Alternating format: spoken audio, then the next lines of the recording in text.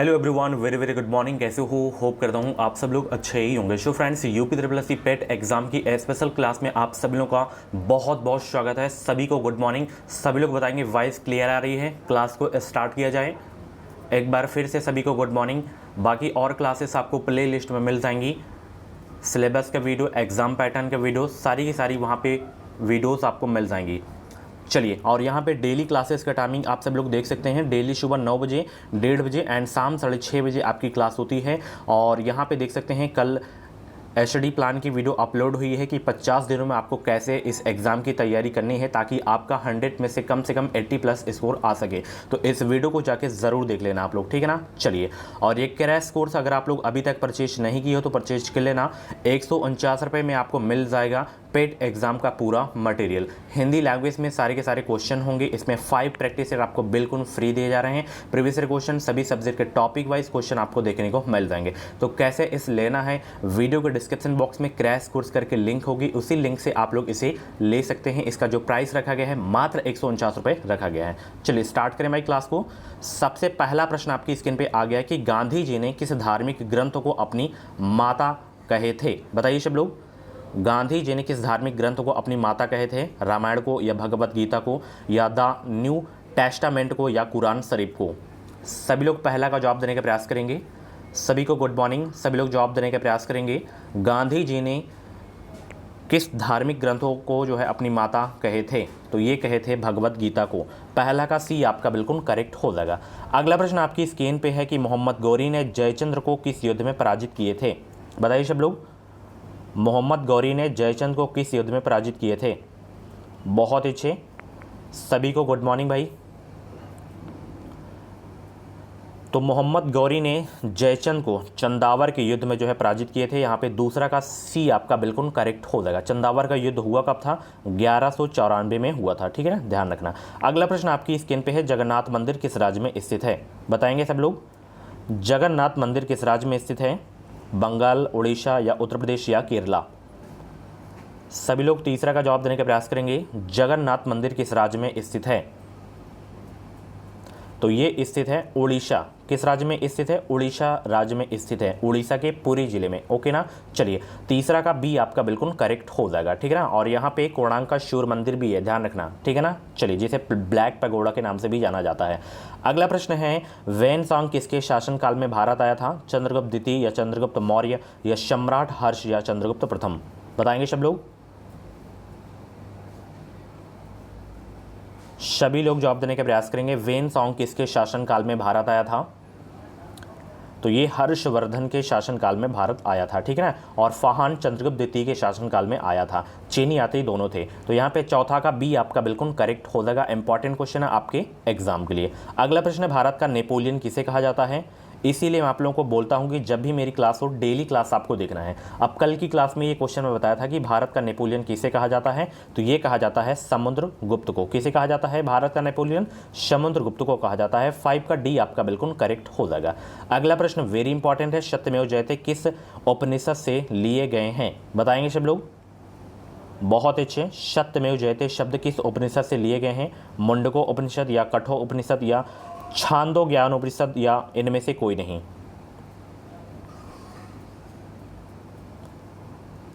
देखिए, सत्यमेव जयते का जो अर्थ होता है सत्य की ही विजय होती है।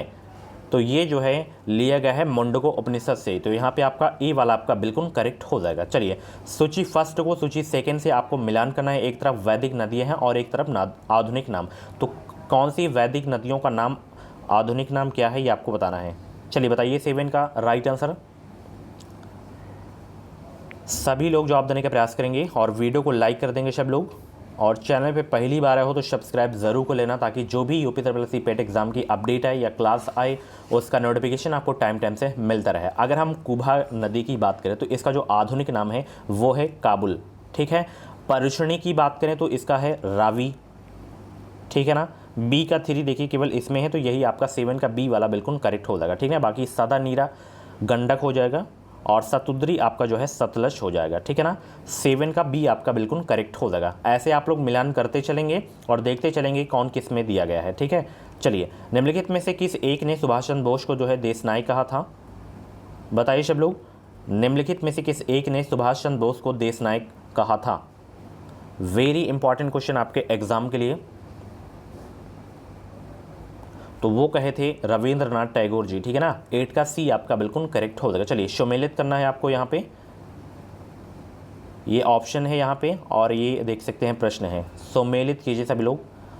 देखिए मैं बता दे रहा हूँ, जैसे अगर हम महात्मा गांधी की बात करें तो महात्मा गांधी के संबंध इसमें से हो जाएगा दांडी मार्च से, ठीक है। उसके बाद जवाहरलाल नेहरू की अगर हम बात करें तो लाहौर कांग्रेस में जो है पूर्ण स्वराज की मांग, इनका संबंध इससे हो जाएगा। खान अब्दुल गफ्फार खान का संबंध लाल कुर्ती अभियान से हो जाएगा और वल्लभ भाई पटेल का संबंध बारदोली सत्याग्रह से हो जाएगा। तो अगर हम ऑप्शन की बात करें तो यहाँ पे जो है आपका ऑप्शन आपका जो है डी वाला करेक्ट हो जाएगा। बाकी आप लोग नोट कर सकते हैं इसको, ठीक है। चलिए अगला प्रश्न है, एक शॉर्ट नोट्स आप लोग बनाते हुए चलेंगे। सूची फर्स्ट को सूची सेकंड से आपको सम्मिलित करना है। चलिए सूची फर्स्ट को सूची सेकंड से आपको सम्मिलित करना है। सभी लोग 10 का जवाब देने का प्रयास करेंगे। बहुत अच्छे। तो अगर हम भारत शासन अधिनियम की बात करें तो ये आपका 1935 हो जाएगा। क्रिप्स प्रस्ताव कब आया? 1942 में आया। अगस्त प्रस्ताव कब आया? ये आपका 1940 में आया। वेवेल योजना कब आई? 1945 में। तो यहाँ पे ऑप्शन कौन सा सही होगा? बी वाला आपका सही हो जाएगा, ठीक है ना। चलिए बहुत अच्छे, सभी को गुड मॉर्निंग भाई। अगला प्रश्न है, सदाबहार किस्म के वन यहाँ पाए जाते हैं? कहाँ पाए जाते हैं सदाबहार किस्म के वन? मानसून जलवायु क्षेत्र में या मरु क्षेत्र में या भूमध्य सागरीय क्षेत्र में या भूमध्य रेखीय क्षेत्र में? 11 का जवाब देने का प्रयास करेंगे। सदाबहार किस्म के वन यहां पाए जाते हैं। बहुत अच्छे। तो सदाबहार किस्म के वन जो है पाए जाते हैं भूमध्य रेखीय क्षेत्र में। 11 का डी आपका बिल्कुल करेक्ट हो जाएगा। चलिए हिमालय पर्वत श्रृंखला किसका उदाहरण है? सभी लोग जवाब देने का प्रयास करेंगे। हिमालय पर्वत श्रृंखला किसका उदाहरण है? ज्वालामुखी पर्वत का, ब्लॉक पर्वत का, अवशिष्ट पर्वत का या वलित पर्वत का?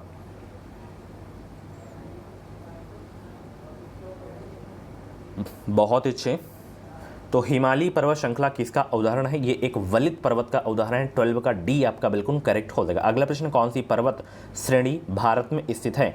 बताइए कौन सी पर्वत श्रेणी भारत में स्थित है? अराकान, योमा, साल्ट रेंज, सुलेमान या पीर पंजाल? कौन सी पर्वत श्रेणी भारत में स्थित है? तो वो स्थित है पीर पंजाल। 13 का डी आपका बिल्कुल करेक्ट हो जाएगा। इंपॉर्टेंट क्वेश्चन है आपके एग्जाम के लिए। अगला प्रश्न, भारत में जो है कितने राज्य नेपाल के साथ सीमा साझा करते हैं? ये सीमा से प्रश्न आते हैं, जैसे बांग्लादेश से पूछ लेगा, नेपाल से पूछ लेगा, तो ये क्वेश्चन हर बार रिपीट होते हैं। तो नेपाल के साथ कितने राज्य जो हैं सीमा अपनी साझा करते हैं? भारतीय राज्य की अगर हम बात करें तो वो राज्य आपके हैं 5। 14 का डी आपका बिल्कुल करेक्ट हो जाएगा। कौन कौन से वो राज्य हैं नोट भी कर लेना। पहला तो उत्तराखंड हो गया, दूसरा उत्तर प्रदेश हो गया एंड तीसरा बिहार, चौथा पश्चिम बंगाल और चौथा आपका सिक्किम हो जाएगा। ज़्यादातर यूपी वाला ही पूछा जाता है, पिछली बार भी पूछा गया था ये, ठीक है। चलिए निम्नलिखित की जोड़ी बनाइए। यहाँ पे कौन सा शहर किस नदी के किनारे बसा हुआ है, ये आपको बताना है। बहुत ही सरल प्रश्न है। 15 का जवाब देने के प्रयास करेंगे सब लोग। आंसर सोचने का ज़्यादा समय चाहिए तो आप लोग वीडियो को रोक भी सकते हैं। तो अगर हम बात करें जबलपुर की तो ये आपका नर्मदा नदी के किनारे है। पेरिस की बात करें तो ये सीन नदी के किनारे है। लंदन की बात करें तो ये टेम्स नदी के किनारे है। लाहौर की बात करें तो ये रावी नदी के किनारे है। तो यहाँ पे 15 का ऑप्शन कौन सा सही होगा? ए वाला आपका बिल्कुल करेक्ट हो जाएगा। चलिए बहुत अच्छे। अगला प्रश्न है, नाबार्ड किसका संक्षिप्त रूप है? बताएंगे सब लोग। नाबार्ड जो है किसका संक्षिप्त रूप है? 16 का जवाब दीजिए सब लोग। National bank for agriculture and rural development इसका फुल फॉर्म होता है। इसकी स्थापना नोट कर लेना 12 जुलाई कब हुई थी? 12 जुलाई 1982 को जो है इसकी स्थापना हुई थी नाबार्ड की। तो नाबार्ड किसका संक्षिप्त रूप है? अभी मैंने बता दिया। इसका संक्षिप्त रूप क्या है?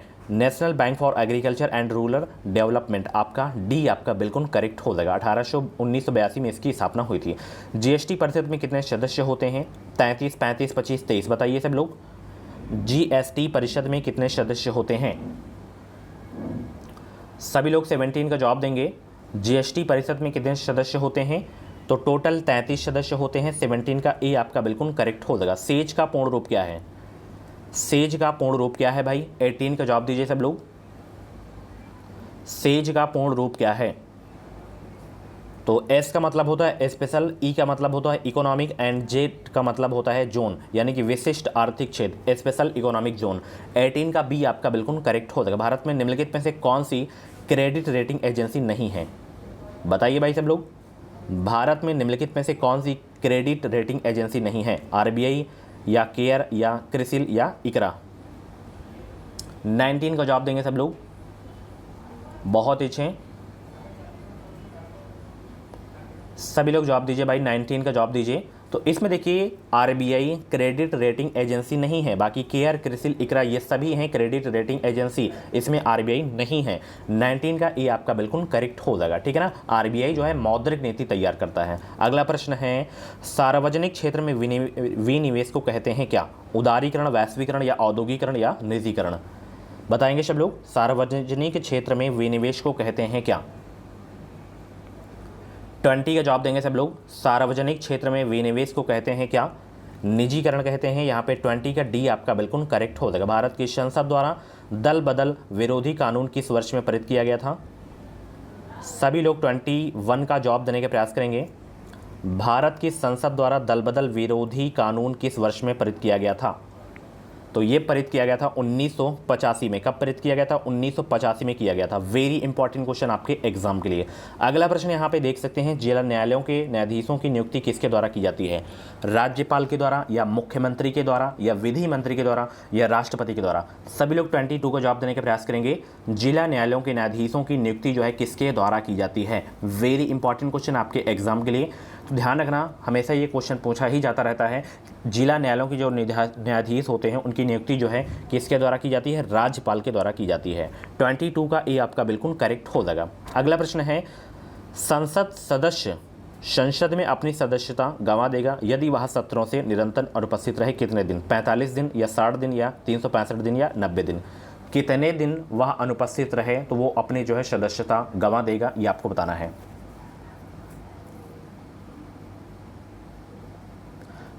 तो ध्यान रखना, अगर संसद में 60 दिन तक अनुपस्थित रहता है तो वो अपनी जो है सदस्यता गंवा देगा। तो यहाँ पे आपका बी वाला बिल्कुल करेक्ट हो जाएगा। अगला प्रश्न है, भारतीय संविधान के अनुच्छेद किसके अंतर्गत जो है सर्वोच्च न्यायालय ने इंटरनेट की पहुँच को मौलिक अधिकार घोषित किया है? बताइए कौन सा अनुच्छेद है? 19 है या 17 है या 14 है या 21 है? 24 का जवाब दीजिए सब लोग, बहुत अच्छे। भारतीय संविधान के अनुच्छेद किसके अंतर्गत जो है सर्वोच्च न्यायालय ने इंटरनेट की पहुँच को मौलिक अधिकार घोषित किया है? तो वो अनुच्छेद आपका 19 है। 24 का ए आपका बिल्कुल करेक्ट हो जाएगा, सही है। चलिए अगला प्रश्न है, भारतीय संविधान के किस संशोधन अधिनियम द्वारा पंचायती राज व्यवस्था को संवैधानिक दर्जा दिया गया है? और सिलेबस का वीडियो सभी लोग जाके जरूर देखेंगे, एग्जाम पैटर्न का video and previous year papers की वीडियोस आपको वहाँ पे मिल जाएंगी प्लेलिस्ट में, बिल्कुल फ्री में आप लोग जाके देख सकते हैं। तो 25 का यहाँ पे 73वां संविधान संशोधन आपका बिल्कुल करेक्ट हो जाएगा। अगला प्रश्न है, न्यूटन के पहले नियम को क्या भी कहा जाता है? आघूर्ण का नियम या विस्थापन का नियम या जड़त्व का नियम या संवेग का नियम? बताइए सब लोग, न्यूटन के पहले नियम को और क्या भी कहा जाता है?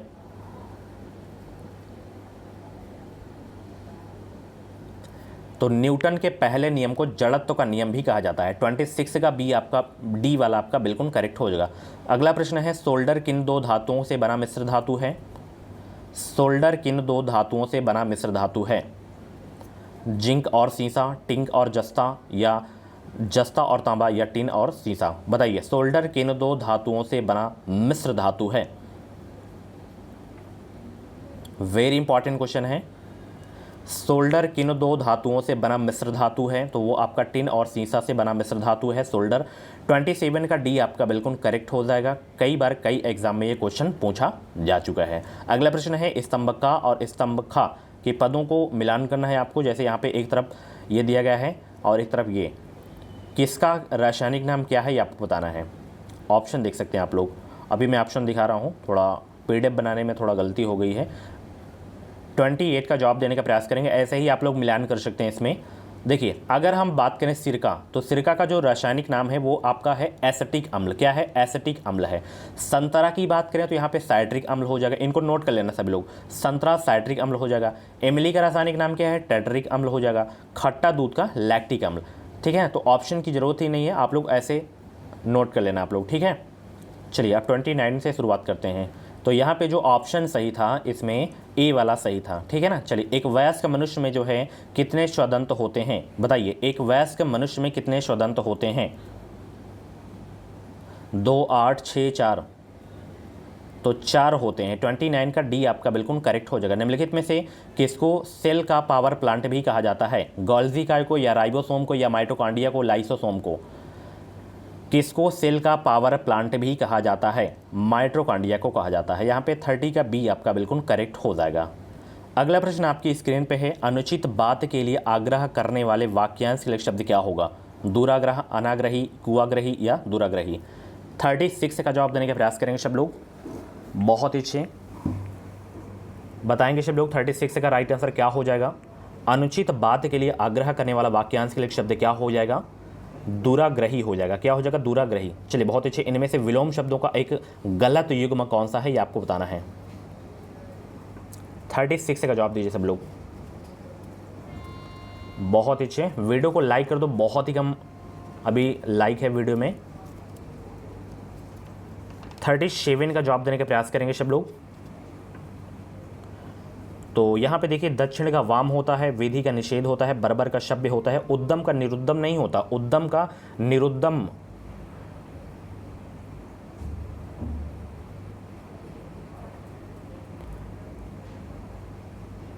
यहां पे उद्यम लिखा हुआ है, जो कि होना चाहिए उद्यमी होना चाहिए। निरुत्तम जो है उद्यमी का होता है, ठीक है ना। चलिए कंफ्यूज हो गया था। कलेजे पर सांप लौटना मुहावरे का अर्थ क्या होता है भाई? बताइए सब लोग। कलेजे पर सांप लौटना मुहावरे का अर्थ क्या होता है? दुखी होना, ईर्ष्या से जल उठना, या दुश्मनी निकालना, या दीनता प्रकट करना? तो कलेजे पर सांप लौटना मुहावरे का अर्थ क्या होता है? ईर्ष्या से जल उठना होता है। चलिए, विसिक किस शब्द का पर्यायवाची है? विसिक बुध का, बाण का, तरु का, या सरोवर का? तो विसिक जो है किस शब्द का पर्यायवाची है? बाण का है। 39 का बी आपका बिल्कुल करेक्ट हो जाएगा। अगला प्रश्न है, मनोयोग शब्द में कौन सी संधि है? बताइए सब लोग। 40 का जवाब दीजिए सब लोग, फटाफट आंसर करेंगे। बहुत अच्छे।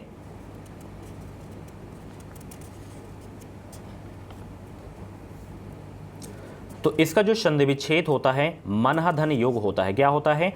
मनः धन योग होता है। ऐसे तो इसमें संधि कौन सी हो जाएगी? विसर्ग संधि हो जाएगी। यहाँ पे सी वाला आपका बिल्कुल करेक्ट हो जाएगा। अगला प्रश्न आपकी स्क्रीन पे है, निम्नलिखित में से किसे पहले द लेडी विलिंगडन पार्क के रूप में जाना जाता है? डीआर पार्क को, या लोधी गार्डन्स को, या बुद्ध जयंती पार्क को, या मुगल गार्डन्स पार्क को? बताइए सब लोग। 61 का जवाब दीजिए सब लोग भाई। बहुत अच्छे।